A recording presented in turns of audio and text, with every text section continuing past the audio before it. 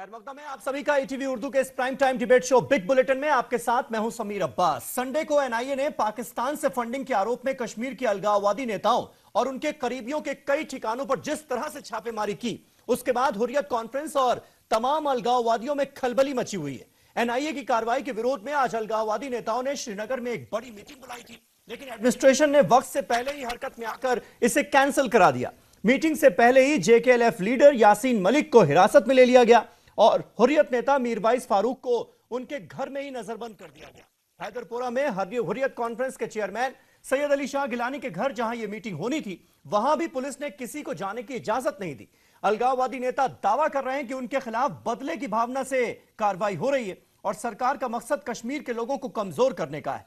बड़ा सवाल यह है कि क्या अब कश्मीर में हुर्रियत की उल्टी गिनती शुरू हो चुकी है? आखिर पाकिस्तान से हो रही टेरर फंडिंग की जांच से क्यों बौखलाए हुए हैं अलगाववादी? इसी पर करेंगे बात अपने तमाम मेहमानों से, लेकिन सबसे पहले यह रिपोर्ट।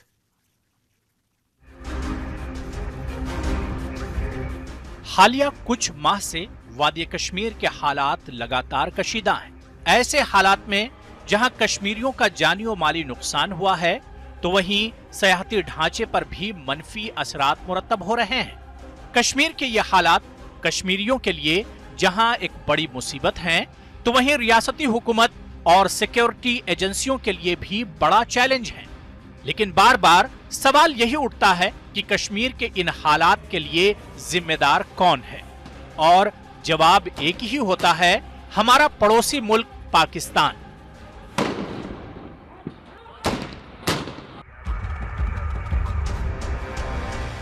लेकिन पाकिस्तान अपने नापाक मंसूबे वादी में कैसे अंजाम देता है, यह मामला अभी भी सेगेराज है। ऐसे में अब मरकजी जांच एजेंसी एनआईए ने जम्मू कश्मीर समेत मुल्क की मुख्तलिफ रियासतों में छापेमारी शुरू की है, ताकि पता लगाया जा सके कि कश्मीर में हो रही फंडिंग के पीछे किसका हाथ है। इस छापेमारी के बाद हुर्रियत रहनुमाओं ने आनन फानन एक मीटिंग बुलाई, लेकिन इस मीटिंग में जाते वक्त हुर्रियत रहनुमा यासीन मलिक को पुलिस ने हिरासत में ले लिया। इसके बाद हुर्रियत ने मीटिंग को टाल दिया। दरअसल पिछले दिनों एक टीवी चैनल ने अपने स्टिंग ऑपरेशन में अलाहिदगी पसंद रहनुमाओं के पाकिस्तान से फंड लेने का दावा किया था। इसके बाद सामने आया था कि इन लीडरों की शह पर ही वादी में फसादात होते हैं और इस काम के लिए फंडिंग पाकिस्तान करता है।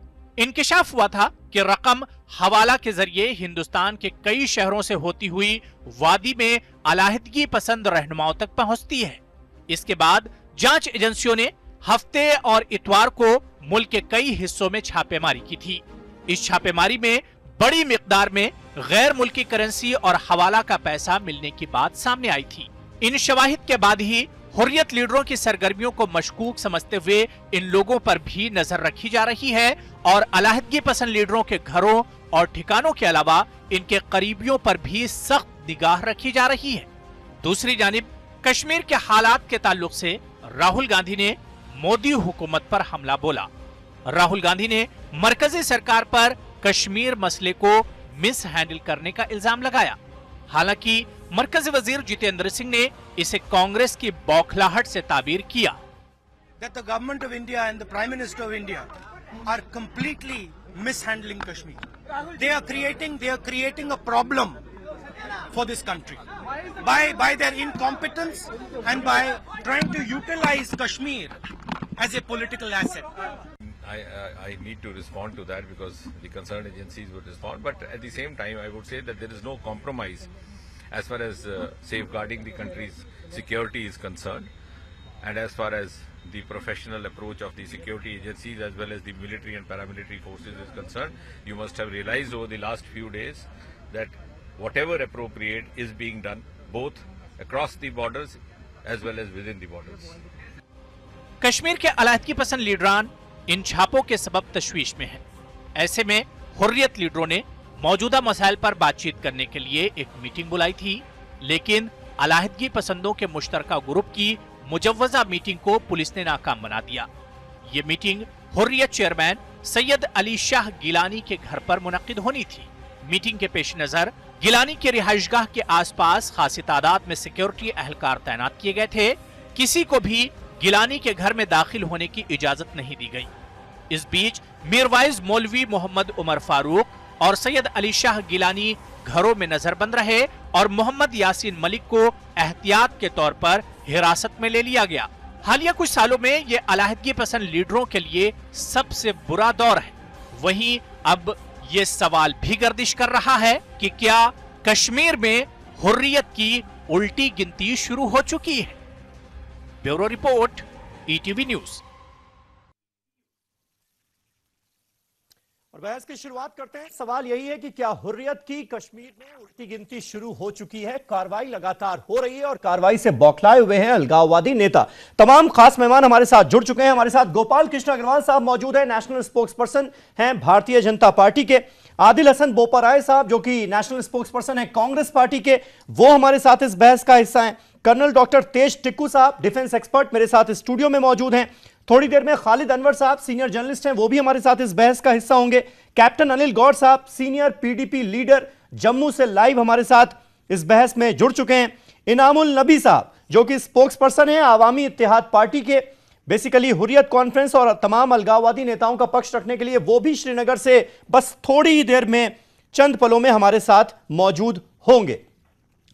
सबसे पहले अग्रवाल साहब मैं आपसे जानना चाहूंगा, जो कार्रवाई हो रही है, एनआईए जिस तरह से छापे मार रही है अलगाववादी नेताओं के यहां, स्टिंग ऑपरेशन जो हुआ उसमें भी बहुत सारी जानकारियां सामने आई। पाकिस्तान से किस तरह से टेरर फंडिंग होती है इन अलगाववादी नेताओं की, वो भी बहुत हद तक उजागर हुआ।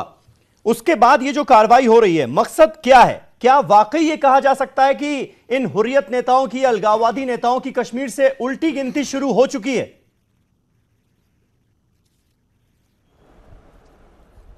देखिए, ये बहुत महत्वपूर्ण दौर चल रहा है कश्मीर के लिए।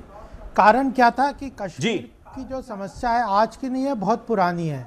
और उसमें समस्या में सबसे बड़ी महत्वपूर्ण बात जो सामने आ रही थी कि ये जो वहाँ की इकोनॉमिक्स क्या है, ये जो फंडिंग जो हो रही है टेररिस्ट की, लोकल लोगों को बरगलाया जा रहा है, और यह कैसे पाकिस्तान से जो सपोर्ट मिल रहा है टेररिस्ट एक्टिविटी को, तो उनका फाइनेंसिंग स्ट्रक्चर क्या है, उसके ऊपर कई दिनों से एनआईए की इन्वेस्टिगेशन चली रही थी।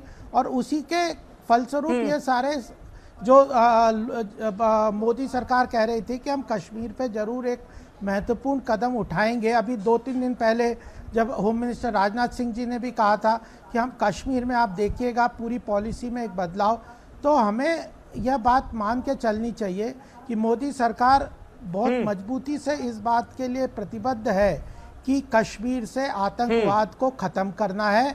ख़त्म करने के लिए सबसे ज़रूरी है कि वहाँ पे जो एक तबका है जो कि जेन्युइनली मिसगाइडेड है, जैसे कि युवाओं को जो मिसगाइड करता है, चाहे लालच के बल पे या उनको अलग अलग, चाहे पाकिस्तान भेजते हैं, किसी और कारण से कई जगह भेजते हैं, उनको जो स्ट्रक्चर है उस स्ट्रक्चर को डिसमेंटल करना है। और वह कहीं ना कहीं लग रहा था कि हुर्रियत जो सेपरेटिस्ट है, जो कि उसको एक आइडियोलॉजिकल सपोर्ट देते थे पूरी टेररिस्ट मूवमेंट को, और अपने आलीशान मकान देखिए इनके, कैसे आलीशान मकान है, कैसे इनके बच्चे विदेशों में पढ़ते हैं। नहीं अग्रवाल साहब, ये सब तो हम देख ही रहे हैं, सालों से देख रहे हैं, सदियों से देख रहे हैं कि हुर्रियत कॉन्फ्रेंस के लीडर्स किस तरह के काम करते हैं, किस तरह से उनकी फंडिंग होती है सरहद पार से। ये सारी जानकारियां बहुत हद तक देखा जाए तो बहुत ज्यादा नई बातें ऐसी नहीं सामने आई हैं। ये सारी ऐसी बातें हैं जो लोगों को पता है। अब सवाल ये उठता है कि आप नया क्या कर रहे हैं, क्योंकि सैयद अली शाह गिलानी के घर को कॉर्डन ऑफ कर दिया जाए, वहां पर मीटिंग ना होने दी जाए, कुछ नेताओं को नजरबंद कर दिया जाए, ये सारी चीजें पहले होती रही हैं, तो अब नया क्या हो रहा है? नहीं, सबसे बड़ी बात है एनआईए की जो 28 जगह पे रेड हुई है, उससे यह जो पूरा पैसे का स्ट्रक्चर है, जो फंडिंग है, उसके बारे में पता चल रहा है। तो अल्टीमेटली यही तो बात है, हम भी यही कह रहे हैं कि यूपीए के सरकार में चीजों का पता था लेकिन एक्शन नहीं होता था, वो सुपरफिशियल करते थे। अब एक फोकस्ड अप्रोच के साथ हुर्रियत जो फंडिंग के उसकी कमर तोड़ दी है। टेररिज्म का सबसे बड़ा प्रमोशन या प्रोपगेशन कैसे होता है? फाइनेंसिंग के थ्रू होता है। इंटरनेशनल कम्युनिटी जगह भी देख लीजिए, चाहे वो ड्रग ट्रैफिकिंग हो या जो जितने भी ये टेररिस्ट मूवमेंट है, कहीं ना कहीं इनका फाइनेंशियल स्ट्रक्चर इन्होंने बना रखा है। उसको तोड़ेंगे तो इनकी कमर टूट जाएगी। और यह बात पहली बार उस पर एक डिटरमिन्ड एक्शन हो रहा है और कर रहे हैं और इसका रिजल्ट आएगा। आदिल हसन बोपराय साहब हमारे साथ मौजूद हैं कांग्रेस पार्टी से। आदिल हसन साहब, बीजेपी कह रही है कि 50 साल में पहली बार इतनी सख्त कार्रवाई हो रही है। ये लोग वहां पर मौजूद हैं, ये लोग वहां पर कश्मीर में नॉर्मलसी नहीं चाहते। किस तरह से वहां पर नौजवानों को भड़काया जाता है, किस तरह से इन लोगों की टेरर फंडिंग हो रही है, ये सारी बातें पहले से जानकारी में थीं, लेकिन आपकी जो सरकार थी उसने पिछले 10 साल में कुछ नहीं किया।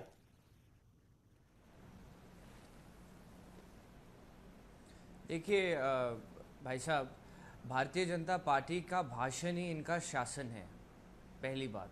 दूसरी बात, जहां तक है ये एनआईए की रेड्स का सवाल है, हमारी पोजीशन बहुत क्लियर है। अगर किसी ने भी कानून की उल्लंघना की है, किसी ने भी, फिर वो हुर्रियत हो या कोई और हो, उसके खिलाफ सख्त से सख्त कार्रवाई होनी चाहिए। इसमें कोई दो राय नहीं है। जो भारत के खिलाफ कोई षड्यंत्र करता है उनके खिलाफ सख्त कार्रवाई होनी चाहिए और उन्हें कानून के कटघरे में खड़ा करो, हम आपके साथ हैं। दूसरी बात, तीसरी बात में भाजपा का इतिहास, ये तो बात बहुत नॉर्मल बात हो गई ना। ये तो हर कोई कहेगा, जिससे भी आप ये सवाल पूछिए वो कहेगा कि जो लोग षड्यंत्र करें देश के खिलाफ, उनके खिलाफ कार्रवाई होनी चाहिए। लेकिन सवाल मेरा था कि आपने किया क्या, जब ये सारी बातें पहले से पता थी कि इन लोगों की टेरर फंडिंग कहां से हो रही है, तो इनके खिलाफ कोई कदम क्यों नहीं उठाए गए, सख्त कार्रवाइयां क्यों नहीं नजर आई पहले?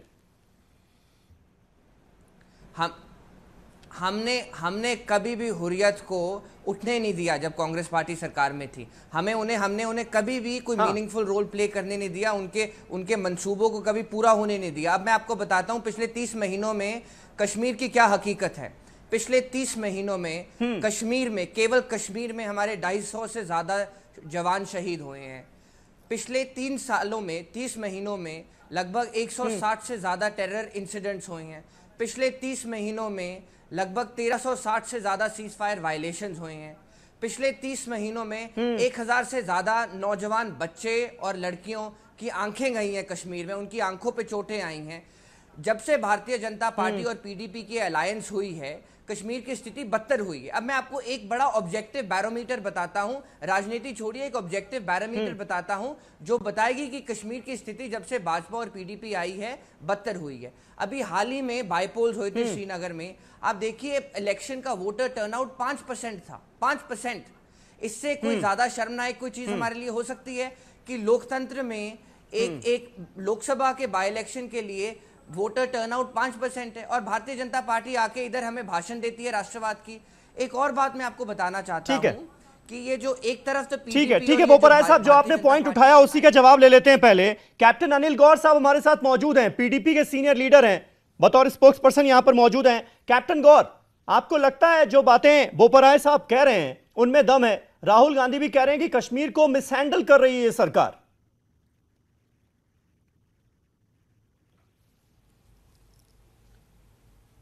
देखिए जनाब, ये जो कश्मीर की असलियत और जो असली प्रॉब्लम है वो सारी कांग्रेस की ही बनाई हुई है। तो राजीव गांधी जी जो कह रहे हैं कि जी मिस हैंडल कर रहे हैं, उनको ये पूछिएगा कि आप पहले हिस्ट्री तो जान रहे हैं। राहुल गांधी, ये प्रॉब्लम कहां से शुरू हुई और किसने की और क्यों चल रही है ये? जी राहुल गांधी जी ये तो समझ लें, पहले स्टेटमेंट तो वो दे रहे हैं कि जी ये मिस हैंडल हो रहा है। उनसे ये पूछिएगा कि उनको हिस्ट्री पता है, ये जो सारा कश्मीर की प्रॉब्लम है वो कहां से शुरू हुई और क्यों शुरू हुई और अभी तक क्यों चल रही है वो। तो बात ये है कि जो आज की गवर्नमेंट हमने जो एक जब पीडीपी की गवर्नमेंट बनी है, पीडीपी की गवर्नमेंट बनी और उसमें एक हमारा बड़ा एक मुद्दा, जो एक एजेंडा हमारा था वो था कि हमने बातचीत से सारी ये जो मसले हैं हल करने हैं। अब उसमें सबसे बड़ी जो एक दिक्कत जो है वो ये दिक्कत ये है कि ये जो ऑपोजिशन वाले हैं, ये कांग्रेस वाले और एनसी वाले, इनको क्योंकि ये अब गवर्नमेंट के बाहर है, अपने जब गवर्नमेंट थी इनकी तब तक इन्होंने किया कुछ नहीं और ना ही होने दिया। अब ये बोपराय साहब बोल रहे हैं कि जी कितने बच्चे जख्मी हो गए, कितने कुछ हो गए। उनसे ये पूछेगा जब उनकी सरकार थी पीछे तब क्या हो रहा था? तब तो इन्होंने हुर्रियत को भी छूट दी हुई थी। तब जो जितने केसेस ये अभी आप देख रहे हैं हवाला के, ये सब इनके टाइम पे सब निकले हुए हैं। उसके बाद इनकी कार्रवाई क्या हुई है? अभी पिछले 3 सालों में हालात बदतर क्यों होते जा रहे हैं कश्मीर के? ये सवाल पूछा जाएगा ना आपसे।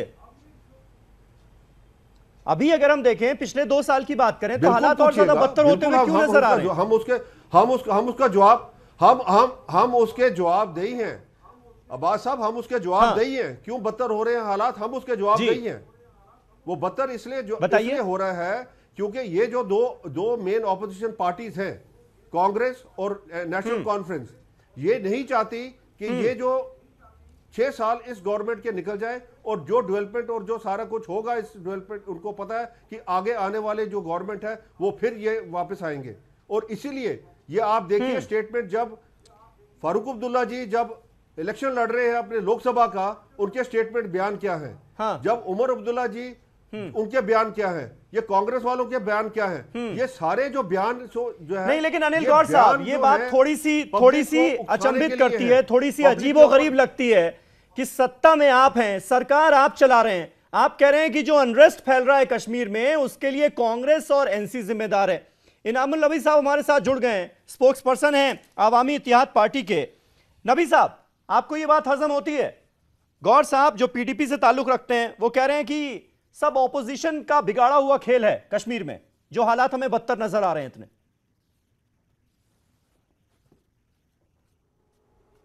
गौहर साहब से ही मैं शुरू करूं, मैं आपको बताऊं कि ये लोग कंफ्यूज्ड है। जब यहाँ पर मास अपराइजिंग चल रही थी 2016 में, ये अथॉरिटीज़ और लोगों को इल्तिजा करते थे कि स्कूल खोलने के लिए ताकि नॉर्मलसी आए। तो जब फिर स्कूल खोले गए, इन्होंने कहा नॉर्मलसी आए। आज जब सारा कुछ ठीक नज़र आ रहा है, जबकि ठीक नहीं है, आज ये लोगों से कह रहे हैं स्कूल बंद करने के लिए। पिछले 1 हफ्ते से स्कूल बंद पड़े हैं। ये लोग बड़े कंफ्यूज्ड हैं। जब मुफ्ती साहब, अल्लाह ताला उनको जन्नत नसीब करे, जब वो जीत कर आए, उन्होंने पाकिस्तान और हुर्रियत का शुक्रिया अदा किया। एजेंडा ऑफ अलायंस में वो कहते हैं हम पाकिस्तान और हुर्रियत स्टेक होल्डर्स है। पहले गौहर जी से ये पूछे क्या हुर्रियत लीडर स्टेक होल्डर है कि नहीं, एजेंडा ऑफ अलायंस में जो लिखा है। इनके वाइस प्रेसिडेंट कहते हैं कि हुर्रियत के बगैर टॉक्स नहीं हो सकते। मैडम कहती है कि हमें यहाँ हालात बिगड़ने की किसी को भी हम किसी को मौका नहीं देंगे। इनको आपस में तजाद है। गौहर जी से पहले यही पूछे आप, क्या हुर्रियत स्टेक होल्डर्स है, क्या आप उनसे बात करने नहीं? लेकिन नबी साहब मुझे एक सवाल का जवाब दीजिए कि जब सरकार बन रही थी, एजेंडा ऑफ अलायंस में यह बात लिख दी गई कि भाई हुर्रियत कॉन्फ्रेंस से हम बातचीत करने के लिए तैयार हैं, तो क्या इसका मतलब यह है कि अगर इन हुर्रियत कॉन्फ्रेंस के नेताओं के खिलाफ, अलगाववादी नेताओं के खिलाफ यह जानकारी मिल जाए कि यह पाकिस्तान से इनकी टेरर फंडिंग हो रही है, ये वो लोग हैं जो कश्मीर के नौजवानों के हाथों में पत्थर दे रहे हैं, उनको भड़का रहे हैं, कश्मीर में अनरेस्ट फैला रहे हैं, उसके बाद भी सरकार हाथ पर हाथ धरी बैठे रहे? आप यह कहना चाहते हैं क्या? हमें एनआईए पर पूरा भरोसा है। एनआईए ने जिस तरह से लियाकत, जो कुपवारा का एक लड़का था जिसको दिल्ली पुलिस ने फैब्रिकेटेड केसेस में फंसाया था, फिर एनआईए की इन्वेस्टिगेशन में उसके सारे वो केसेस एक्सोनरेट हुए, एलिगेशंस एक्सोनरेट हुए। वैसे हमें एनआईए पर भरोसा है कि बिल्कुल सही तरीके से सामने आएगा सब कुछ। और अभी तक कुछ सामने नहीं आया। अभी उन्होंने रेड सी किए हैं। ये सारे मुंह जो ये कर रही है बीजेपी, ये बस कश्मीरियों को दबाने के लिए है, ताकि कश्मीरी जो अपना हक मांग रहे हैं उसको वो सरेंडर कर सके। नई दिल्ली को ये जानना चाहिए कि कश्मीर में जो भी कुछ हो रहा है वो एक इंडिजीनियस मूवमेंट है, चाहे लीडर उसके साथ रहे ना रहे, ये लोगों की आवाज़ है और लोग इसे जारी रहेंगे। ये जो लीडर्स है ये सेंटिमेंट्स की वजह से है, मूवमेंट की वजह से, कश्मीर की आवाज तो नहीं हो सकती ना। आप मेरी बात इनामुल नबी साहब इस बात को भी तो समझिए, और आप पर तो और भी ज्यादा जिम्मेदारी है क्योंकि आप वहां पर बैठे हुए हैं। आपको लोगों को समझाना भी है ताकि जो लोग उन्हें भड़का रहे हैं उनके हौसले पस्त हों, ना कि आप ऐसे लोगों के हौसले बुलंद कर रहे हैं। यही वो हुर्रियत कॉन्फ्रेंस के लीडर है ना जो बंद की कॉल देते हैं, जो स्कूल बंद करवाते हैं। नहीं, लोग इन्हीं को तो फॉलो करते हैं। हुर्रियत बेसिकली रिप्रेजेंट करती है यहाँ सेंटिमेंट्स और एस्पायरेशंस। यही वजह है जब मुफ्ती साहब जीत के आए उन्होंने पाकिस्तान और हुर्रियत का शुक्रिया अदा किया। मैं आपको बताऊं कि अभी जो गवर्नमेंट में स्पोक्स पर्सन है नईम अख्तर साहब, वो तलकीन करते हैं बच्चों को सैयद अली शाह गिलानी की किताब पढ़ने के लिए। क्या वजह है कि वो लोगों को तलकीन करते हैं? उन्होंने सैयद अली शाह गिलानी साहब से अपील की कि मैडम जी को हुकूमत करने दीजिए। आप मेरी बात समझ रही? ये आपको दोहरापन दिखा रहे हैं। ये आपको दिल्ली में एक बात सुना रहे, कश्मीर में दूसरी बात सुना रहे। उससे क्या होता है? उससे जो डेमोक्रेटिक इंस्टीट्यूशंस हैं उसकी क्रेडिबिलिटी खत्म होती है। फॉर एग्जाम्पल मेरी पार्टी की रिप्रेजेंटेशन असेंबली में है, अगर इनकी वजह से आज हालात खराब हो रही है, कल को जो 70% वोटिंग थी वो आज 4% आई है। अगर इन्होंने यही सिलसिला जारी रखा, मुझे नहीं लगता कि अगले इलेक्शन में ये 4% भी वोट पड़ सकते हैं। ठीक है, कर्नल टिक्कू हमारे साथ मौजूद हैं। टिक्कू साहब, आपको क्या लगता है, क्या हम राइट डायरेक्शन में हैं या नहीं हैं? देखिए, ये तो इसका अंदाज़ा अभी लगाना बहुत मुश्किल है, लेकिन एक दो चीज़ हमें समझनी पड़ेंगी। पिछले 27 साल से कश्मीर के अंदर एक मुहिम चल रही है, एक तहरीक चल रही है, जो कि एक आर्म्ड इंसर्जेंसी के रूप में 1989 में शुरू हुई थी जी। हम इसे प्रॉक्सी वार के नाम से जानते हैं, मिलिटरली हम इसको प्रॉक्सी वार के हिसाब से जानेंगे, क्योंकि फुट सोल्जर 5-10% कश्मीरी है जी, बाकी पाकिस्तान से एलईटी, हिजबुल के कार्डर, उनकी ट्रेनिंग, उनका फंडिंग, उनकी डायरेक्शन, उनकी टैक्टिक्स, पूरी स्पॉन्सरशिप जो है पाकिस्तान से हो रही है।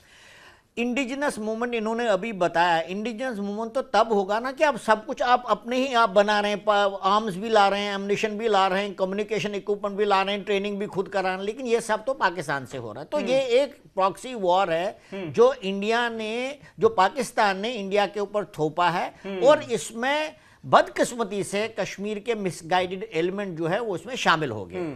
लेकिन जब आप एक जंग की बात कर रहे हैं तो जंग सिर्फ फुट सोल्जर से ही नहीं लड़ा जाता, जो लोग उधर एनकाउंटर में मारे जाते हैं, जो फौज के ऊपर फायरिंग करते हैं, फिर एनकाउंटर होता है, वो तो बिल्कुल लास्ट सीढ़ी पर हैं। उससे पहले जो इसमें शामिल होता है वो लोग हैं जो एक कमांड स्ट्रक्चर बनाते हैं।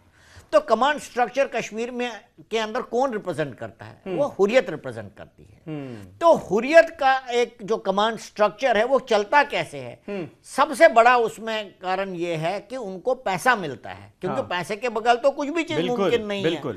तो वो पैसा कहां से आ रहा है? ऐसा नहीं है कि गवर्नमेंट ऑफ इंडिया को अभी तक पता नहीं था कि पैसा पाकिस्तान से आ रहा है, सबको पता है, लेकिन कोई भी सरकार अभी तक, इंक्लूडिंग बीजेपी, इस बात पे तैयार नहीं हो रही थी कि वो हुर्रियत कॉन्फ्रेंस वालों के ऊपर रेड करे, उनके पैसों के ठिकाने का पता लगाएं। ये तैयार नहीं थी। हर साल 100 करोड़ रुपए उनकी सिक्योरिटी पर खर्च हो रहे हैं। बिल्कुल, जो डेटा आप उठाकर देखिए तो वो चौंकाता है। बिल्कुल, शायद वो इस वजह से कर रहे थे कि किसी ना किसी तरीके से हुर्रियत वाले हमसे बातचीत करना शुरू करेंगे। लेकिन प्रॉब्लम ये है कि कोई भी पॉलिटिकल प्रोसेस तब तक शुरू नहीं हो सकती है जब तक कि आपके आर्म्ड विंग जो है पूरे हथियारों से लेस है, फौज पर हमला कर रही है और डर की एक सिचुएशन पैदा कर रही है कश्मीरी अवाम के अंदर। तो जब तक ये खत्म नहीं होगा, जब तक टेरर फंडिंग खत्म नहीं होगी, अब इसको हम लॉजिकल कंक्लूजन तक पहुंचाएंगे या नहीं पहुंचाएंगे वो देखना बाकी है, क्योंकि अभी तक ऐसा नहीं हुआ जी।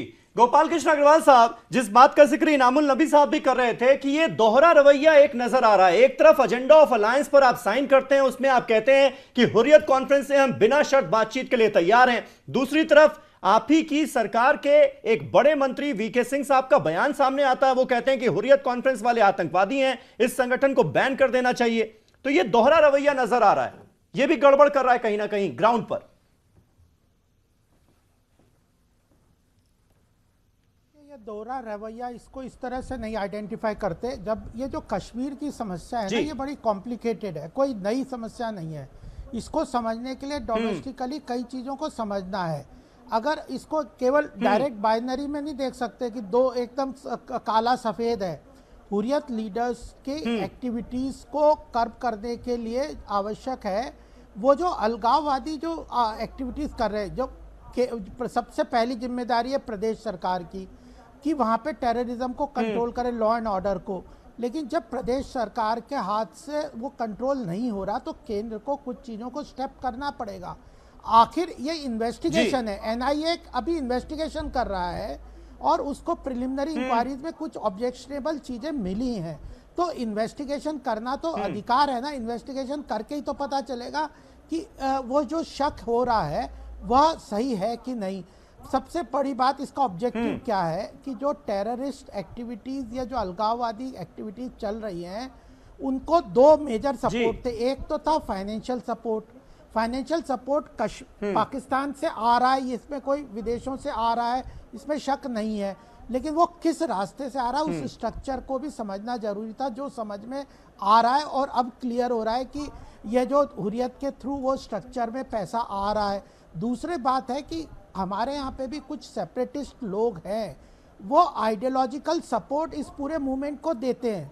उनको, और वो हुर्रियत और या एक थोड़े का सॉफ्ट टेरर, थोड़े सॉफ्ट सेपरेटिस्ट उस तरह के, और कुछ इंटेलेक्चुअल दिल्ली में भी बैठे हैं वैसे लोग जो उनके साइड में लेते हैं, जैसे अभी एक ऑथर की बात ले ले या कुछ जेएनयू के लोगों की ले ले जो आजादी की बातें करते हैं। तो यह पूरा ये बड़ा कॉम्प्लिकेटेड इशू है, इसमें सब चीजें हैं, एकदम सिंपल नहीं है। अच्छा, कुछ मिसगाइडेड यूथ भी है जिन्होंने पत्थर फेंके, तो जरूरी थोड़ी है कि वो मिसगाइडेड यूथ है तो उनके ऊपर भी वही सजा होगी जो एक प्लान करके जो इस सारे इंसर्जेंसी को कर रहे हैं। तो गवर्नेंस का मतलब क्या है? ठीक है, खालिद अनवर साहब भी हमारे साथ जुड़ गए हैं, सीनियर जर्नलिस्ट हैं। खालिद साहब, आपको क्या लगता है जो राहुल गांधी ने जो बात कही कि भाई कहीं ना कहीं सरकार समझ नहीं पा रही है कि असल में कश्मीर के लोग क्या चाहते हैं, कश्मीरियत को नजरअंदाज किया जा रहा है और पूरे इश्यू को मिसहैंडल करते हुए सरकार नजर आ रही है, एक बड़ी गलती हो रही है जिसका नतीजा हमें ग्राउंड पर नजर आ रहा है, क्या ऐसा कुछ है? बिल्कुल समीर साहब, बिल्कुल सही आपने कहा है। सच्ची बात यह है कि कश्मीर को जिस तरह से हैंडल मौजूदा सरकार कर रही है वो तरीका ऐसा है जैसे ऐसे लगता है कि हमारी हुकूमत खुद पाकिस्तान को उस ट्रैप में फंसती जा रही है जिसमें पाकिस्तान हमको फंसाना चाहता था। ऐसा क्यों? इसलिए कि कश्मीर हमारा है, कश्मीरी हमारे हैं और कश्मीरियत हमारी है जी। इन तीनों चीज़ों को जब तक हम अपना नहीं समझेंगे, जब तक कि हम कश्मीर का मसला हल नहीं कर पाएंगे।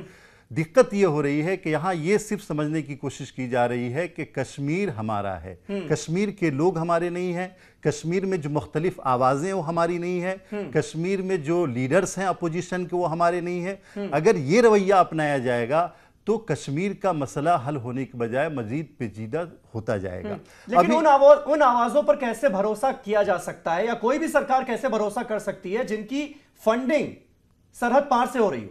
नहीं, फंडिंग सरहद पार से जिनकी हो रही ये एक बिल्कुल अलग मसला है। हाँ। और इसकी जांच, इसकी पड़ताल होनी चाहिए। लेकिन आप जिस तरह से हुर्रियत लीडरों के साथ कर रहे हैं, दुनिया ये समझ रही है कि आप वहां आज़ादी की जो आवाज़ है, जो आपके खिलाफ आवाज़ है, उस आवाज़ को दबाने के लिए आपने एक हथकंडा अपनाया है।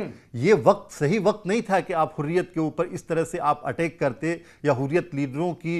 देखिए, हुर्रियत लीडर बहुत सारे ऐसे हैं जो पाकिस्तान से फंडिंग ले रहे हैं और हिंदुस्तान के खिलाफ वो काम कर रहे हैं, लेकिन उसका तरीका ये नहीं था जो तरीका आज अपनाया गया है। ये आप अपने आप को खुद यानी मुल्जिम बनाने की कोशिश कर रहे हैं। मैं समझा नहीं, जब इतने पुख्ता सबूत सामने आ रहे हैं हुर्रियत कॉन्फ्रेंस के लीडरान के खिलाफ, एक स्टिंग ऑपरेशन सामने आता है, 3 जो हुर्रियत के नेता हैं उनका बाकायदा स्टिंग ऑपरेशन में वीडियो नजर आता है कि वो किस तरह से पाकिस्तान से फंडिंग लेते हैं, किस तरह के से हवाला के जरिए पैसा उनके पास आता है, कैसे पत्थरबाजों में बढ़ता है। ये सारी जानकारी होने के बावजूद भी सरकार हाथ पर हाथ धरे बैठे रहे, आप ये कह रहे हैं क्या? नहीं, मैं ये नहीं कह रहा हूं। मैं ये कह रहा हूं कि जिन हुर्रियत लीडरों का स्टिंग ऑपरेशन हुआ है उनका सबसे पहले हमको स्टेटस देखना चाहिए। उसमें से वो लीडर भी हैं जिनको हुर्रियत ने पहले निकाल के बाहर कर दिया है।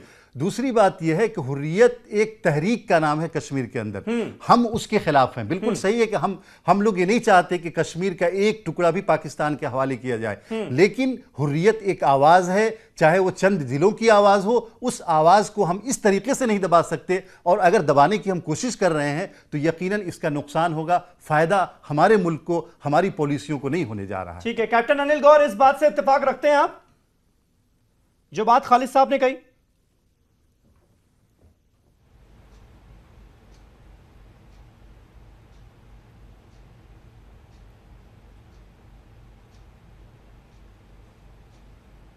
ये सवाल मेरे लिए कैप्टन गौर तक लग रहा है आवाज नहीं पहुंच पा रही। अग्रवाल साहब, आप जवाब देना चाह रहे हैं इसका? हाँ, मैं एक चीज कहना चाह रहा हूं कि देखिए, कश्मीर है वो कोई जमीन का नाम नहीं है। कश्मीर का मतलब है कश्मीर, कश्मीरियत और कश्मीरी तीनों को मिला के जो है वो पूरा देश है, वो प्रदेश है जिसके बारे में हम सोचते हैं। और तीनों सब चीजों को एक ही छड़ी से, अभी तक क्या होता था, या तो अलगाववादियों से पूरी तरह सरेंडर कर दो या उनको बिल्कुल लड़ लो। अरे ऐसा नहीं है, हमें वहाँ पे कश्मीर में पाकिस्तान के रोल को आइडेंटिफाई करके अलग ढंग से डील करना पड़ेगा। वहाँ पे जो मिसगाइडेड यूथ, जो यंग पीपुल हैं, जो युवा हैं, जो पत्थर फेंक रहे हैं, वो किसी मिसगाइडेंस के अंदर कह रहे हैं, उनको भी अलग ढंग से डील करना पड़ेगा। हुर्रियत में जो पूरी तरह से अलगाववादी के आइडियोलॉजिकल सपोर्ट दे रहे हैं, उनको अलग डील करना, ये जेएनयू के लोगों को अलग ढंग से डील करना पड़ेगा। तो और वहाँ की जम्मू की जो कश्मीरी पंडित लोग हैं उनको अलग ढंग से, इंसर्जेंसी को, ये कॉम्प्लिकेटेड, ये मल्टीपल प्रोंग्ड अप्रोच चाहिए। अगर मल्टीपल प्रोंग्ड अप्रोच अगर हमारी सरकार मोदी जी की कर रही है तो आप कह रहे हो कंफ्यूज है। अरे हर चीज को अलग ढंग से डील करना ही जरूरी है। एक छड़ी से सबको हाकेंगे तो कश्मीर कभी सॉल्यूशन होगा नहीं, ना हुआ है। इतने साल देख तो लिया आपने, अब सब चीजों को अलग अलग इनामुल नबी साहब, एक छोटा सा रिएक्शन आपका चाहूंगा, मुझे ब्रेक पर जाना है। उससे पहले आपको लगता है कि इसी तरीके से हल होगी कश्मीर की समस्या? अभी जो तरीका अपनाया जा रहा है, भले ही आपको अभी गलत लगे। बिल्कुल भी नहीं, बिल्कुल भी नहीं। इससे आप जो यहाँ पर जो बच्चे हैं उनको और वाल की तरफ पुश कर रहे हैं। आप खुद ब खुद उनको सड़कों पर धकेल रहे हैं, आप उनको खुद ब खुद हाथों में बंदूकें और पत्थर थमा रहे हैं। अगर आप एक पॉलिटिकल स्पेस भी नहीं देंगे तो फिर आप क्या कर सकते हैं? मुझे कहिए, अगर आप जंग भी लड़ते, जंग के बाद भी आपने डायलॉग करना है। जो आप मार के, पैलेट चला के, जख्मी करके आप बात करेंगे, क्यों ना वो पहले ही आप वो चीज पहले ही करें जो आप बाद में करने जा रहे हैं। हम डायलॉग के जरिए बात, डायलॉग ऑफर करें। हम हमारे ये जो बच्चे, ये हमारे अपने ही, अगर गवर्नमेंट ऑफ इंडिया नागालैंड में मिलिटेंटों से बात कर सकती है, पंजाब में अकालियों से बात कर सकती है जब उनके हाथ में बंदूक थी, तो हमारी ये जो गवर्नमेंट है ये हिजबुल मुजाहिदीन के कमांडरों से क्यों नहीं बात कर सकती? ये भी तो लोकल है। किसी एक हमारे मुअज़्ज़ज़ शहरी ने वहां पर कहा कि ये जी पाकिस्तान गए हैं। मैं आपको बताऊं, वो बुरहान वानी पाकिस्तान नहीं गया था। यहाँ पर आज बच्चे खुद ब खुद यहीं पर बंदूकें छीन रहे हैं और यहीं पर ट्रेनिंग हासिल कर रहे हैं। क्या बात कर रहे हैं आप? नहीं जाता है। आपने हुर्रियत कॉन्फ्रेंस का भी जिक्र किया, अब आप कह रहे हैं हिजबुल मुजाहिदीन से बात करो, कल आप कहेंगे लश्कर तैयबा से बात करो, फिर आप कहेंगे अलकायदा से बात करो। आतंकवादियों से बात करने के लिए थोड़ी बैठी है सरकार। नहीं, हिजबुल मुजाहिदीन हमारे लोग हैं ना, हमारे बच्चे हैं। जब आप ये पंजाब में अकालियों से बात कर सकते हो, यही तो दिक्कत है ना नबी साहब, नबी साहब यही दिक्कत है। जब आप हिजबुल मुजाहिदीन के आतंकवादियों को, दहशतगर्दों को अपने लोग कहते हैं ना, तभी दिक्कत होती है। इसीलिए मैं कह रहा हूं कि आपकी जिम्मेदारी बहुत बड़ी है। आप वहां कश्मीर में बैठे हैं, ग्राउंड पर हैं, इसलिए ऐसी भड़काऊ बातें मत किया करें। नौजवानों को अंधेरे की तरफ मत धकेलिए, उन्हें उजाले की तरफ लाइए। आप किसको दहशतगर्दी कहते? World has been reluctant to call it terrorism. World has been reluctant to call it terrorism. They know it is an indigenous movement. हम चाहते हैं कि ये खून खराबा बंद हो जाए। हम फील करते हैं जब कोई शहरी मरता है, फौजी मरता है, मिलिटेंट कमांडर मरता है, मरता तो इंसान ही है ना। हमें क्या फायदा खून खराबी से? उससे अच्छा है कि हम डायलॉग प्रोसेस शुरू करें ताकि हम सेना के जवानों को भी बचा सके, शहरियों को भी बचा सके और बच्चों के हाथों में बंदूक भी नहीं दिला सके। ये कोई सोल्यूशन है क्या? एक छोटा सा रिएक्शन, ठीक है?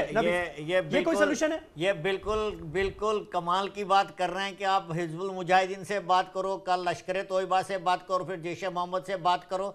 जब तक किसी के हाथ में हथियार है, वो एक कॉन्स्टिट्यूशनली इलेक्टेड गवर्नमेंट के साथ बातचीत कभी भी नहीं कर सकता। कोई सरकार इस बात को नहीं मानेगी। हुर्रियत से बातचीत हो सकती है, लेकिन प्रॉब्लम यही है, हुर्रियत का भी अपना स्टैंड पिछले 27 साल से अगर आप उनकी हिस्ट्री देखें, उनका स्टैंड क्या रहा है, उनको क्या चाहिए, वो भी तो अपना स्टैंड कभी क्लियर कर नहीं पा रहे हैं। और इस वजह से वो वायलेंस को वहां पर कंटिन्यू किए जा रहे हैं एक न एक तरीके से। तो जब तक ये अपनी समस्याएं दूर नहीं कर सकते हैं, इंडिया किससे बातचीत करेगा? पाकिस्तान से बातचीत करेगा कि हुर्रियत से बातचीत करेगा? हुर्रियत से बातचीत करेगा तो जब उनको पाकिस्तान से डायरेक्शन नहीं मिलेगा तो बातचीत कर नहीं सकते।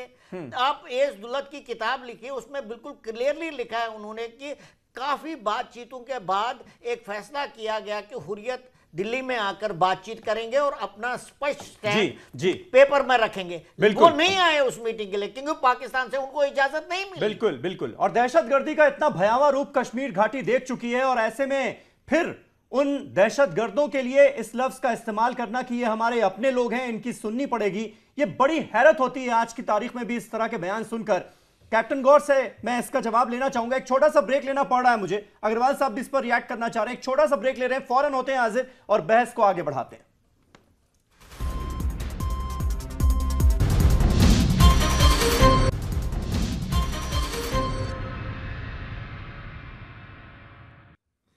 तो पाकिस्तान से हो रही टेरर फंडिंग की जांच से आखिर क्यों बौखलाए हुए हैं अलगाववादी नेता, यही हमारा आज का सवाल। तमाम खास मेहमान हमारे साथ बने हुए हैं। आदिल हसन बोपराय साहब भी हमारे साथ मौजूद हैं, कांग्रेस पार्टी के स्पोक्स पर्सन।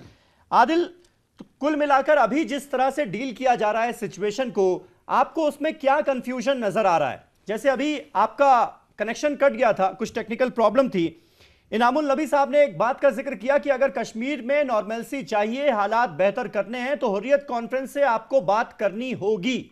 आपको लगता है कि अभी जो मौजूदा सूरत हाल है और जिस तरह से सिचुएशन को इग्नाइट करने की कोशिश इन्हीं नेताओं की तरफ से की जा रही है, बातचीत मुमकिन है क्या? देखिए भाई साहब, 2-3 मैं कंस्ट्रक्टिव सजेशंस देना चाहता हूं। पहली बात, जहां तक ये मिलिटेंट्स का सवाल है, आप इन पे सिक्योरिटी अप्रोच दुगना करिए, 3 गुना करिए, 4 गुना करिए, इनको करारा जवाब दीजिए, पहली बात। पर साथ ही साथ जो नौजवान हैं, अगर अब सड़कों पे 8 और 10 साल के लड़के और लड़कियां सड़कों पे आ रहे हैं, इसका तो यही मतलब हुआ कि वो भटक गए हैं सही राह से। सो हमारा फर्ज बनता है कि हम उन्हें सही राह पर वापस लेके आएं। इसके लिए ज़रूरी है कि आप जो नौजवान पीढ़ी है कश्मीर की, उसे एंगेज कीजिए। सिक्योरिटी और अप्रोच अपनी तरफ है, जो भी बंदूकें उठाता है उनको आप करारा जवाब दीजिए, दुगना, तिगना, 4 गुना, 5 गुना करिए सिक्योरिटी अप्रोच। पर नौजवानों को आप इंगेज करिए, बिकॉज कश्मीर और कश्मीरी लोग हिंदुस्तान का अहम हिस्सा है। सो हमें ज़रूरी है कि एक मल्टी प्रोंग स्ट्रैटेजी डेवलप करें। पिछले 3 सालों में हमने देखा है भारतीय जनता पार्टी और पीडीपी एक दोगलापन इस्तेमाल कर रही है। एक तरफ तो पीडीपी कहती है जी आप हुर्रियत से बात करो, दूसरी तरफ भारतीय जनता पार्टी कहती है जी आप हुर्रियत से बात नहीं कर सकते। एक तरफ जनरल वीके सिंह जो राज्य मंत्री हैं विदेश मंत्रालय, उन्होंने, मैं आपके दर्शकों को बताना चाहूँगा, 2016 में एक जवाब दिया है पार्लियामेंट के फ्लोर पे, जब उन्होंने कहा है कि हुर्रियत के लीडर्स हिंदुस्तान के सिटीजन हैं और जिससे चाहे मिल सकते हैं। सो ये दोगलापन और दो आवाज़ों में बात करना बंद कीजिए, एक कंसिस्टेंट नीति लेके आइए कश्मीर के लिए, नौजवान पीढ़ी को एंगेज करिए, जो मिलिटेंट्स हैं उनके खिलाफ एक ज़बरदस्त सिक्योरिटी अप्रोच करिए। और कश्मीर की स्थिति बहुत गंभीर है, बहुत गंभीर है आज के दिन में। ठीक है कैप्टन अनिल गौर, जब हालात बदतर हो रहे हैं ग्राउंड पर, तो आप ये नहीं कह सकते कि ये पुरानी सरकारों का काम है जो आपको झेलना पड़ रहा है, ये नेशनल कॉन्फ्रेंस और कांग्रेस के लोगों को भड़का रहे हैं। अगर आपके अपने लोग, कश्मीर के अपने लोग, कुछ लोगों के बहकावे में आ रहे हैं या सरहद पार पाकिस्तान के बहकावे में आ रहे हैं, तो ये गलती किसकी है? जिम्मेदारी तो आपकी बनती है ना कि आप उन्हें समझाएं, आप उन्हें अपने करीब लाएं। अब्बास साहब, ये हमारी जिम्मेवारी, बिल्कुल आप सही कहते हैं, हमारी जिम्मेवारी बनती है कि हम उनको सही रास्ते पे लाएं, और सही रास्ते पे ही ये गवर्नमेंट उनको जो कार्रवाई कर रही है उनको लाने की कोशिश कर रही है। बाकी बात ये रही जो आप कहते हैं कि ये भटक गए हैं, ये क्यों भटके हैं, ये हमारी वजह से नहीं भटके, ये आपको उनसे पूछना चाहिए जिनका शासनकाल रहा है। हमारी गवर्नमेंट तो अब आई है या पीछे पहले 2002 में आई थी, उससे पहले जितनी गवर्नमेंट आई है ये उनका कार्रवाई है। अब दूसरी बात रहेगी, बात दूसरी कि बातचीत करने का। देखिए, हमारे कायद मुफ्ती मोहम्मद सईद जी का यही कहना था और अटल बिहारी वाजपेयी जी का भी यही कहना था कि ना बंदूक से ना गोली से, बात बनेगी बोली से, और यही उन्होंने कदम उठाया और इसी कदम को लेके आगे पार्टी चल रही है। रही बात किससे करनी है, जब पार्लियामेंट्री डेलीगेशन आता है हुर्रियत वाले उनसे मिलते नहीं है, तब वो दरवाजे बंद कर लेते हैं। जब वो नहीं बात करते फिर वो कहते हैं जी हमारे से बात करो। मेरे को कुछ समझ नहीं आती इन लोगों की क्या बात क्या है, किससे बात करनी चाहती है। या तो ये इंस्ट्रक्शन लेना चाहते हैं कहीं से, तो वो इंस्ट्रक्शन ले ले और आगे बैठ के बात कर ले। उनको कितनी बार कहा कि आप अगर कहते हैं कि आप नुमाइंदे हैं, आप इलेक्शन में पार्टिसिपेट करिए, वो करना नहीं चाहते। अब आप कहें कि जी आप बात हम करें और किससे करें, दुविधा जो ये पड़ी हुई है। साहब, इसका जवाब दीजिए कि बात की जाए तो किससे की जाए, क्योंकि जब बात करने के लिए डेलीगेशन आता है तो मुंह पर दरवाजा बंद कर दिया जाता है। किससे करेगा बात आदमी?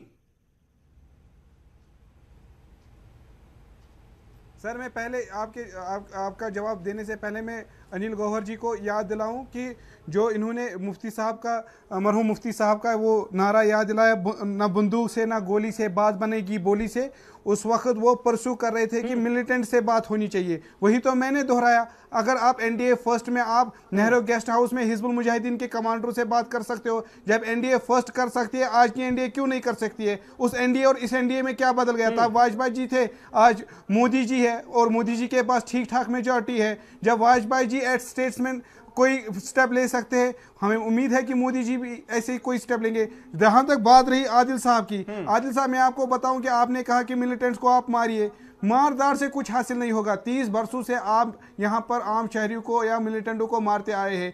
क्या आपने 30 वर्षों में कोई मिलिटेंसी खत्म की है? नहीं की है। पिछले साल भी जब बुरहान वानी मारा गया तो आपने कहा कि अब जी वहाँ सारा कुछ खत्म हो गया, हिजबुल मुजाहिदीन की बेस खत्म हो गई, लेकिन तब से आज तक 110 के करीब, अगर ऑफिशियल या अनऑफिशियल रिपोर्ट मानेंगे, 110 के करीब और नबी साहब, लेकिन उसके लिए वो अलगाववादी नेता भी तो जिम्मेदार हैं जो बुरहान वानी को हीरो की तरह पेश करते हैं, उसे रोल मॉडल बताते हैं। उनकी तरफ आवाज क्यों नहीं उठती आपकी? नहीं, वो सर जी ये हुर्रियत वालों को छोड़िए, उसके लिए मैडम भी, उनको मैडम का भी मानना है कि वो रोल मॉडल है। वो अनिल गौहर जी से पूछे ना आप, वो भी मानती है, जो जबकि बुरहान वानी को जरूरत नहीं है किसी की सर्टिफिकेट की, लेकिन पीडीपी के खुद लीडर मानते, ये बात मानते हैं। 5 लाख लोगों ने उनका नमाज जनाजा अदा किया, 40 बार उनका जनाजा अदा किया गया। वो हीरो नहीं तो और क्या है उनके लिए? जी आपके लिए क्या है? जी बुरहान वानी के आपके लिए क्या है, ये तो बता दीजिए। हीरो मानते हैं? कभी भी मैडम ने नहीं कहा कि वो रोल मॉडल है। आप हीरो मानते हैं? बिल्कुल नहीं कहा। आप हीरो मानते हैं? हमारे अपने बच्चे हैं, हमारे अपने बच्चे हैं, हमारे अजीज हैं। आप हीरो मानते रहे उसको। जो 10th रैंक लाता है वो आपके लिए हीरो नहीं है, वो कश्मीर के नौजवानों का रोल मॉडल नहीं है। आपके लिए रोल मॉडल है बुरहान वानी। वो यही तो दिक्कत है ना नबी साहब। वो भी अगर आप बुरहान वानी को रोल मॉडल बताएंगे तमाम कश्मीरियों के लिए रोल मॉडल, तो फिर कैसे आप पीस की बात करते हैं, कैसे आप नॉर्मलसी की बात करते हैं? अजहरुद्दीन जो लड़का एनकाउंटर में मारा गया, उसके पास पीएचडी की डिग्री थी। खालिद अनवर साहब, दिक्कत यही है क्या? एक लेक्चरर था, दिक्कत यही है क्या जिसका जिक्र नबी साहब ने किया? और फिर उसने बंदूक उठाई। जुबैर तुरे पुलिस स्टेशन से भागा। ये देखिए ना, नबी साहब सुनिए, दूसरों की सुनिए। आपने बहुत बोल दिया। क्यों बन रहे हैं? सुनिएगा नबी साहब। इनामुन नबी साहब, आपने एक बात बहुत अच्छी कही, मैं उसको अप्रिशिएट करता हूँ कि कश्मीर के नौजवानों को, बच्चों को, नई नस्ल को धकेला जा रहा है और हमारी पॉलिसियां धकेल रही है। मैं इसको बिल्कुल पूरी तरह से सपोर्ट करता हूँ कि कश्मीरी नौजवानों के साथ ये हो रहा है, लेकिन ये सोच भी तो धकेल रही है ना उस तरफ नौजवानों को। जहां तक ये हमारी पॉलिसियां हैं जो ऐसे इनामुन नबी जैसे लोगों से ये कहलवा रही हैं कि बुरहान वानी इनके रोल मॉडल हैं, इससे ये कहलवा रही हैं कि हिजबुल मुजाहिदीन जो पाकिस्तान से ऑपरेट कर रहे हैं, पाकिस्तान के इशारे पे कर रहे हैं, उनसे बातचीत करनी चाहिए। देखिए ये बिल्कुल सही बात नहीं है, लेकिन एक बात जो आपने कही कि पार्लियामेंट्री वफ्द को वापिस कर दिया हुर्रियत के लीडरों ने, ये इसको समझना पड़ेगा कि हालात कैसे थे, क्यों वापिस किया। आप एक तरफ पेलेट गन से कश्मीरी बच्चों की आंखें ले रहे हैं, आप उनकी जान ले रहे हैं, आप बंदूक की गोलियां चला रहे हैं उनके ऊपर, आप उनके ऊपर लठ दाग रहे हैं, और फिर ये सोच रहे हैं कि हुर्रियत के लीडर आपसे बात करें। उन लोगों ने क्या शर्त रखी थी? यही शर्त रखी थी। पैलेट गन किस सिचुएशन में दागी जा रही है? लेकिन उन लोगों ने यही शर्त, गोलियां कब चलाई जा रही है ये भी तो देखना होगा ना आपको। इनके ऊपर चला रहे हैं, हमारी जो सिक्योरिटी फोर्सेज हैं, बच्चों के ऊपर, हमारी जो सिक्योरिटी फोर्सेज हैं वो भी इन्हीं कश्मीरियों के यही है ना। कोई नहीं रोकता कि दहशतगर्दों को मारिए आप, कोई नहीं रोकता कि आप बुरहान वानी जैसे लोग जब दहशतगर्दों को मारने जाते हैं तो दूसरी तरफ से पत्थर चलते हैं। लेकिन आप 10 साल के बच्चों को, 8 साल के बच्चों को, दहशतगर्दों की मदद आपकी नजर में क्या है? दहशतगर्दों की मदद करना क्या दहशतगर्दी नहीं है? दहशतगर्दों की मदद करना बिल्कुल दहशतगर्दी है, लेकिन एक सोच को खत्म करने के लिए। भाई दहशतगर्दों की मदद वो किन हालात में कर रहे हैं? जब उनको ये लग रहा है कि कोई हमारे को पेलेट गन चला रहा है और कोई मदद करने को नहीं आ रहा है, तो आखिरकार उनको शेल्टर चाहिए नहीं चाहिए? गोपाल कृष्ण अग्रवाल साहब जवाब दीजिए, दिक्कत यहाँ हो रही है क्या? मदद हो रही है, ये उस वजह से नहीं हो रही, ये उस वजह से नहीं हो रही, ये वजह। हाँ सुन लीजिए एक मिनट। सबसे बड़ी बात यहीं पे ये हुर्रियत की कंफ्यूजन सामने आ गई। ये कह रहे हैं कि हम बात इसलिए नहीं कर रहे क्योंकि आप वायलेंस, बच्चों के ऊपर पैलेट गन चला रहे हैं। तो ये तो कह रहे हैं कि आप पहले वायलेंस रखिए, खत्म करिए, या आप हमारे पे वो पैलेट गन बंद करिए, तब हम बात करेंगे। और खुद कह रहे हैं कि हम तो वायलेंस चालू रखेंगे और आप फिर भी बात करिए। तो कंफ्यूजन तो इनके अंदर है। हम भी तो यही कह रहे हैं, पहले सारे वायलेंस आप सबसाइड करिए, वायलेंस को डिनाउंस करिए, हम बात करेंगे। आप वायलेंस को डिनाउंस नहीं करेंगे। और सुनिए एक पूरी बात, दूसरी बात यह है कि देश, सुन लीजिए पहले पूरी सुन लीजिए। दूसरी बात नबी साहब, आप ये बताइए कि अगर इस देश का कोई नागरिक है, वह अगर कानून अपने हाथ में लेगा तो सरकार क्या कहेगी क्या उसको सजा नहीं मिलेगी? उसको उसकी वायलेंस को जस्टिफाई करेंगे हम? अगर देश सर ये देखना है ना वो क्यों कानून को अपने हाथ में ले रहा है। किसी भी सर हमें ये देखना है ना हमारे बच्चे कानून को क्यों कानून अपने हाथ में क्यों ले रहे हैं, वो क्यों वो पत्थर चला रहे हैं, क्यों वो बंदूक उठा रहे हैं, इतने कानून की आवश्यकता क्या है? लेफ्टिनेंट उमर को मारा, वो किस वजह के लिए मारा आपने? कोर्ट का आप ये समझा दीजिए। वो एक पढ़ा लिखा नौजवान जो आप ही का नौजवान था, जो आप ही के गांव में गया एक शादी अटेंड करने के लिए, हम समझ सकते हैं किस वजह से नहीं समझ सकता जनाब। आप बड़े आए ठेकेदार लेफ्टिनेंट उमर के। कर्नल टिक्कू, अगर आप समझ सकते हैं तो आप जवाब दीजिए ना। ये पता लगाएं कि अगर क्योंकि हमने 80,000 जवानों की मां का दर्द फील किया है, हम ही जान सकते हैं उमर फयाज की मां को क्या बीती होगी, समस्या रही होगी। सिक्योरिटी फोर्सेस की कौन सुनेगा? सिक्योरिटी फोर्सेस भी तो वहां कश्मीरियों के लिए ही मौजूद हैं। देखिए अगर उन पर पत्थर चलाए जा रहे हैं, वो किसी दहशतगर्द का एनकाउंटर करने के लिए जा रहे हैं, तो उन पर दूसरी तरफ से पत्थरबाजी हो रही है, तो उनकी बात कौन करेगा? देखिए मैं आपको एक चीज बताता हूं, दुनिया में एक अकेली फौज है इंडियन आर्मी, जब वो मिलिटेंट्स के साथ गोलियां चल रही है, लाइफ एंड डेथ का मामला आ रहा है और पीछे से उनके ऊपर पत्थर फेंके जा रहे हैं, ऐसा पूरी दुनिया में कहीं नहीं होता है, कहीं भी नहीं होता कि जहां एनकाउंटर साइट में जहां इतनी सारी फायरिंग हो रही है और हाथ में पत्थर लेकर फौज के ऊपर कोई पत्थर फेंक रहा है और तब भी फौज इतनी रेस्ट्रेंट दिखा रहा है, किसी दुनिया में ऐसा नहीं होता है। पहली बात। दूसरी बात मैं ये कहना चाहता हूं कि 8-9 साल वाले बच्चों के ऊपर पैलेट गन चलाए गए, ये बिल्कुल ठीक है और उससे काफी नुकसान हुआ, ये बात भी बिल्कुल ठीक है। लेकिन मैं उन कश्मीरी माता पिताओं से अपील करना चाहता हूं कि वो 8-9 साल वाले बच्चों के हाथ में पत्थर क्यों देते हैं? वो एक पोस्ट है मिलिट्री की, सीआरपीएफ की या बीएसएफ की एक पोस्ट है सिटी के अंदर, 200-300 लोग उसमें जाकर हमला करते हैं पत्थर फेंक कर, और उस मॉब मेंटालिटी में अगर कोई उनसे हथियार छीनकर फायरिंग शुरू करे तो कितना ज्यादा नुकसान होगा।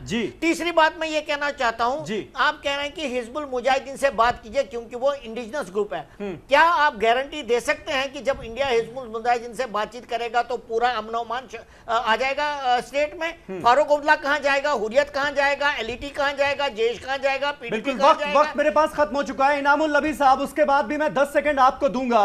एक सवाल बीच में रह गया, बुरहान वानी को आपने अपना रोल मॉडल बता दिया और ये बताते हुए आपका सिर शर्म से झुका भी नहीं, लेकिन मैं बस आपसे एक सवाल जानना चाहता हूं, क्या बिलाल भट्ट जो कि 10th रैंक हासिल करता है सिविल सर्विसेज एग्जाम में, बुरहान वानी को रोल मॉडल बताया? नबी साहब वो आपके लिए रोल मॉडल नहीं है? अतर आमिर आपके लिए रोल मॉडल नहीं है जो टॉप करता है सिविल सर्विसेज एग्जाम? इन नौजवानों को आप रोल मॉडल के तौर पर कश्मीरी नौजवानों के सामने क्यों नहीं पेश करते?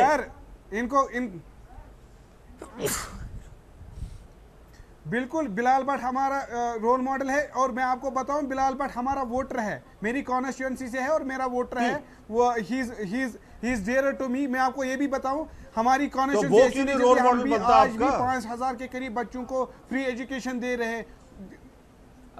अरे बनते तो हैं, हम कह रहे उनको देख लीजिए जिनके हाथों में आप बंदूक थमा रहे, उनकी तरफ ध्यान दीजिए। हम वो कह रहे हैं आपसे, हम कब कह रहे हैं आपको कि आप मिलिटेंट नबी साहब कौन थमा रहा है बंदूक कर दीजिए? हम ये आपको अपने अंदर भी झांक कर देखना होगा ना, ये आपको अपने अंदर भी झांक कर देखना होगा कि जो शख्स हिजबुल मुजाहिदीन का पोस्टर बॉय होता है, जो अपने हाथ में AK-47 लेकर लोगों का कत्ल करके फोटो खिंचवाता है, उसको आप कहते हैं कि रोल मॉडल है।